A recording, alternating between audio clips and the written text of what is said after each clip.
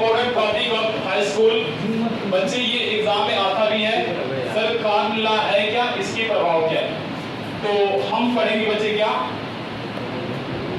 Corn law एवं इसके प्रभाव।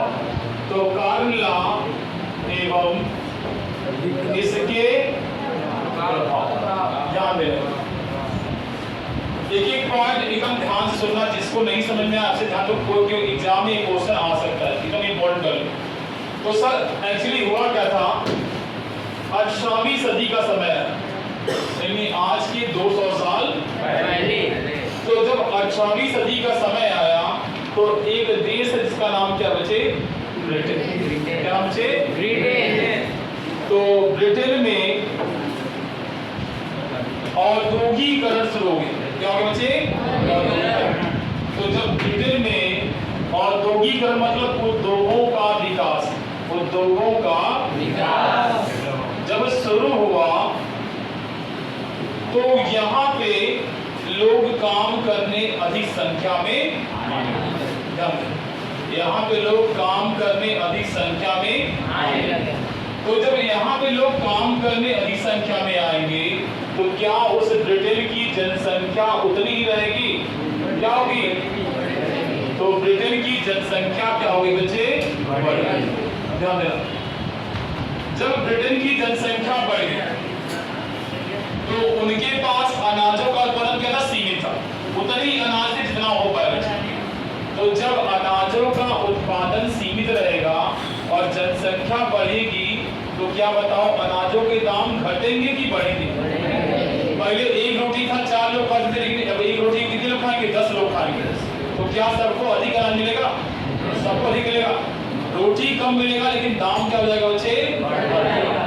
तो ऐसे में जनसंख्या बढ़ गई और जनसंख्या बढ़ने से बच्चे वहां पे जो खाद्य पदार्थों के दाम है उनके दाम क्या हो गए बच्चे, तो खाद्य पदार्थों के दाम सब क्या हो गए। और ध्यान दें, ऐसे में सरकार ने एक अच्छा काम कर दिया, अब इसे अच्छा कहो या बुरा कहो। अब सरकार ने क्या किया, ब्रिटेन की सरकार ने क्या किया, लगा दिया क्या बच्चे, कार्न लॉ। एक्चुअली आपने नहीं पूछा, जैसे कोई भी देश प्रतिबंध क्यों लगाता है, ताकि मेरे देश में जो अनाज है उसमें कोई रोग ना फैले। अन्य देशों में के अनाजों में रोग फैला था, तो सरकार ने सोचा अगर बाहर से अनाज आएगा तो हमारे यहाँ क्या हो जाएगा, अनाजों में रोग फैल जाएगा। तो ऐसे में ब्रिटेन की सरकार ने कार्न यानी मक्का के आयात पे क्या कर दिया, प्रतिबंध लगा दिया, भैया हमें किसी और देश से अनाज नहीं मंगवाना, हमारे देश में हम तुरंत खा लेंगे। क्या करेंगे बच्चे, और कार्न लॉ में जब प्रतिबंध लगाया बच्चे, प्रतिबंध लगाया तो क्या हुआ, जमींदारों से बोला गया, किस बच्चे, जमींदारों से, जमींदारों से सबसे बड़े लोग थे बच्चे, तो जमींदारों से ये कहा गया कि किसानों से कह दो, किसानों से कह दो कोई भी बाहर से अनाज नहीं मंगवाए, कोई बाहर से मक्का नहीं। तो जमींदारों ने किसानों पे दबाव डाला, क्या क्या बच्चे, जमींदारों ने किसानों पर दबाव बनाया और दबाव बनाने से सारी तरह से आयात क्या हो गए, बढ़ना ही, आयात क्या हो गए बच्चे। अब बताओ, जब तुम्हारे पास आयात नहीं रहेगा, तुम्हारे पास सीमित भंडार है, तो क्या सेठ और साहूकारों के पास जो अनाज है वो दाम घटेंगे कि बढ़ेंगे, बोलो। जनसंख्या बढ़ रही है, अनाज उतना ही है, तो किसानों पर जो दबाव लगाया गया बच्चे, दबाव लगाने से जो अनाजों के दाम है, अनाजों के दाम वो क्या हो गए बच्चे, फिर से अनाजों के दाम फिर से क्या हो गए, बढ़ गए।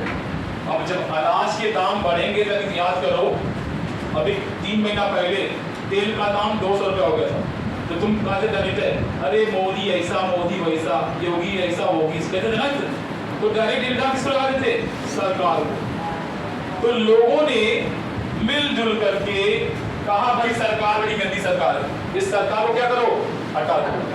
सरकार क्या करे, हटा दो। तो अनाजों के दाम बढ़ने से, अनाजों के दाम बढ़ने से वहां की जनता ने इसके बच्चे जनता ने सरकार पे क्या किया, दबाव बनाया, सरकार पर दबाव।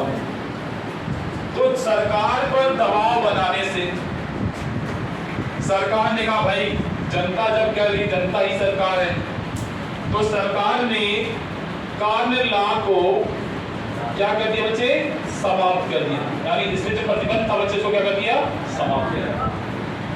तो कार्य लॉ पे जो प्रतिबंध था उसको समाप्त करने से, कार्य लॉ पे जो प्रतिबंध था उसको समाप्त करने से फिर से जो देश पड़ोसी वाले जानते थे ब्रिटेन में जो है ना मक्का 400 रुपए किलो बिक रहा है, तो वो मौका देख रहे थे, जैसे ब्रिटेन प्रतिबंध हटाएगा हम अपना सारा अनाज क्या करेंगे, ला के ठोक देंगे। कहाँ पे, ब्रिटेन।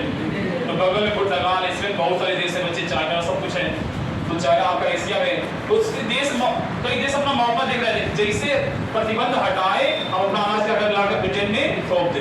तो जैसे प्रतिबंध हटा बच्चे, तो सभी देशों से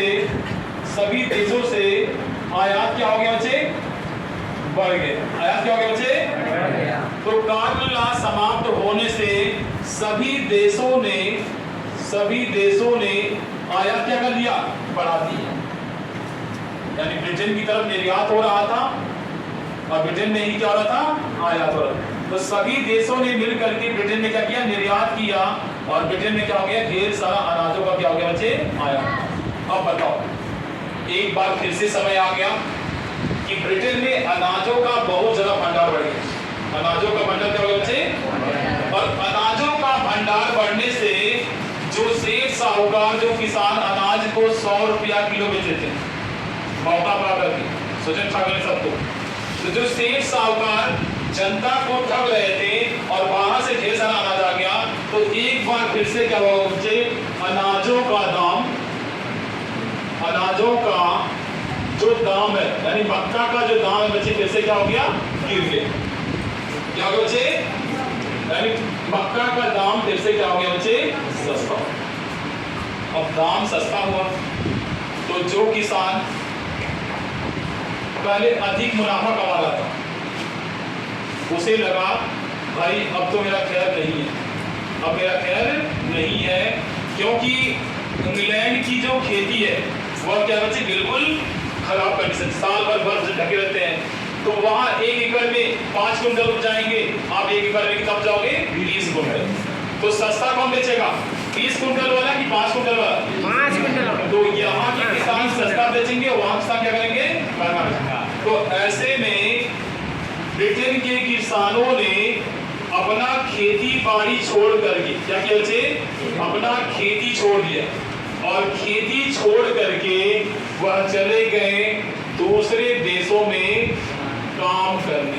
कहाँ चले गए बच्चे, वो दूसरे देशों में चले गए वो काम करने, और कुछ ने अपना खुद का उद्योग शुरू कर लिया। और इस तरह कार्य लॉ पे प्रतिबंध हटा दिया गया, और प्रतिबंध हटाने से सब प्रभाव आपने देख लिया। सबको समझ में आ गया, बोलो आगे।